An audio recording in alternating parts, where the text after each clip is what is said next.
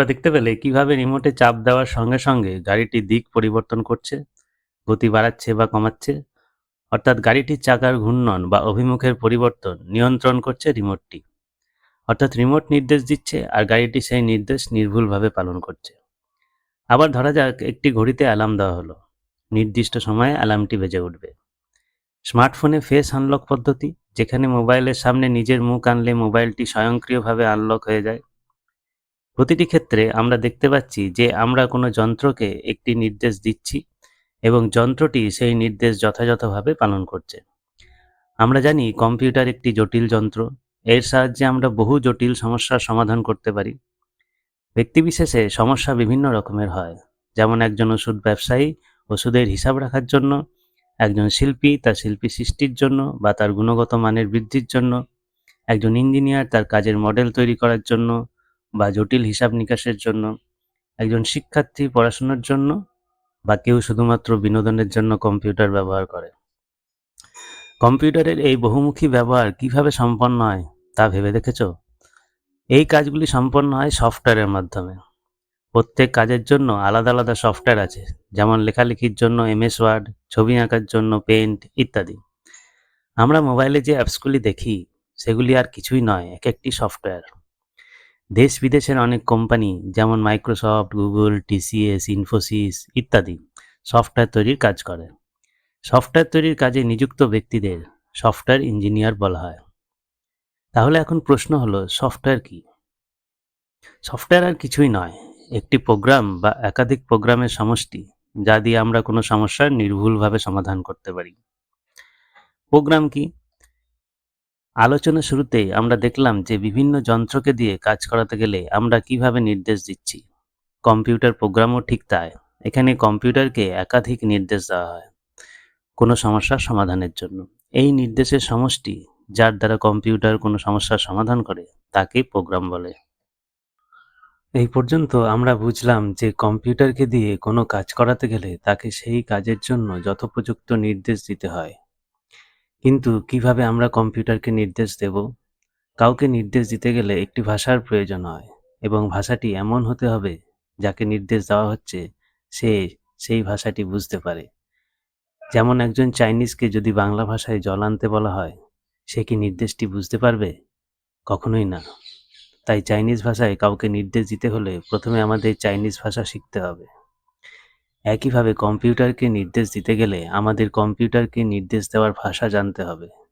কম্পিউটারকে নির্দেশ দেওয়ার এই ভাষাকেই প্রোগ্রামিং ল্যাঙ্গুয়েজ বলে। প্রোগ্রামিং ল্যাঙ্গুয়েজ মূলত 3 প্রকারের: মেশিন ল্যাঙ্গুয়েজ, অ্যাসেম্বলি ল্যাঙ্গুয়েজ এবং হাই লেভেল ল্যাঙ্গুয়েজ। এদের মধ্যে কম্পিউটার সরাসরি বোঝে কেবলমাত্র মেশিন ল্যাঙ্গুয়েজকে। অ্যাসেম্বলি ল্যাঙ্গুয়েজ বা হাই লেভেল ল্যাঙ্গুয়েজে লেখা নির্দেশ কম্পিউটার সরাসরি বুঝতে পারে না। তখন কম্পিউটারের দরকার হয় অ্যাসেম্বলার, কম্পাইলার বা ইন্টারপ্রেটারের। এগুলি আসলে এক একটি বিশেষ সফটওয়্যার, যাদের আমরা ইউটিলিটি সফটওয়্যার বলে চিনি। অ্যাসেম্বলার যেখানে অ্যাসেম্বলি ল্যাঙ্গুয়েজকে মেশিন ল্যাঙ্গুয়েজে রূপান্তরিত করে, ইন্টারপ্রেটার এবং কম্পাইলার হাই লেভেল ল্যাঙ্গুয়েজকে মেশিন ল্যাঙ্গুয়েজে রূপান্তরিত করে। একবার নির্দেশগুলি মেশিন ল্যাঙ্গুয়েজে রূপান্তরিত হলে তবে কম্পিউটার সেই নির্দেশ বুঝতে পারে ও সেই নির্দেশ অনুযায়ী কাজ করে। এখন একটি প্রশ্ন আসতে পারে যে শুধুমাত্র মেশিন ল্যাঙ্গুয়েজে প্রোগ্রাম লিখলেই তো হতো, অন্য দুটি ভাষা শেখার প্রয়োজনীয়তা কি? এর উত্তরে বলা যায়, কম্পিউটার একটি ইলেকট্রনিক্স যন্ত্র। CPU এর মধ্যে অবস্থিত মাদারবোর্ডে জটিল সার্কিট আছে এবং এই সার্কিটগুলির মধ্যে তড়িৎ প্রবাহের তারতম্য ঘটিয়ে নির্দেশ দেওয়া হয়। সার্কিটের মধ্যে প্রবাহিত তড়িতের ভোল্টেজের দুটি অবস্থা থাকে, হাই এবং লো।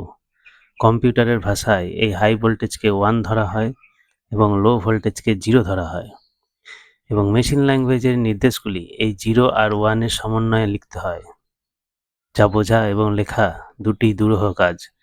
এখানে প্রোগ্রামারকে, অর্থাৎ যিনি নির্দেশগুলি লিখছেন, তাকে বুলিয়ান অ্যালজেব্রার জটিল গণিত, ডিজিটাল ইলেকট্রনিক্স এবং কম্পিউটারের অভ্যন্তরীণ যন্ত্রাংশগুলি কিভাবে কাজ করছে সেগুলি পুঙ্খানুপুঙ্খ জ্ঞান থাকতে হবে।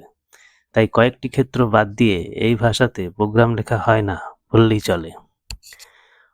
অন্যদিকে অ্যাসেম্বলি ল্যাঙ্গুয়েজের প্রোগ্রামারকেও কম্পিউটারের হার্ডওয়্যারের সম্পূর্ণ জ্ঞান থাকা আবশ্যক।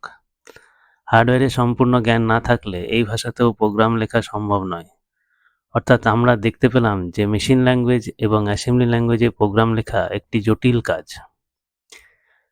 প্রোগ্রামিংয়ের পরিধিকে আরও বিস্তৃত করার জন্য হাই লেভেল ল্যাঙ্গুয়েজের সৃষ্টি হয়। এখানে একজন প্রোগ্রামারকে প্রোগ্রাম লিখতে গেলে তাকে কেবল প্রোগ্রাম লেখার নিয়ম বা গ্রামার জানলেই হবে। এখানে কম্পিউটার বা ইলেকট্রনিক্সের জ্ঞান থাকা বাধ্যতামূলক নয়। সহজ সরল ইংরাজি ভাষাতে এই প্রোগ্রাম লেখা হয় যাতে সহজে সবাই বুঝতে পারে ও শিখতে পারে। এর ফলে হাই লেভেল ল্যাঙ্গুয়েজের জনপ্রিয়তা দ্রুত বাড়তে থাকে এবং একাধিক হাই লেভেল ল্যাঙ্গুয়েজ তৈরি হতে থাকে। কিছু জনপ্রিয় হাই লেভেল ল্যাঙ্গুয়েজের উদাহরণ হলো C, C plus plus, Java, Visual Basic, Python ইত্যাদি। আমাদের এই সিরিজে আমরা বর্তমানে সবথেকে বেশি ব্যবহৃত হাই লেভেল ল্যাঙ্গুয়েজ পাইথন এর সাহায্যে প্রোগ্রামিং করা শিখব। আজকের ক্লাস এই পর্যন্ত। দেখা হচ্ছে আগামী ক্লাসে। আমি অরূপ ছিলাম তোমাদের সাথে।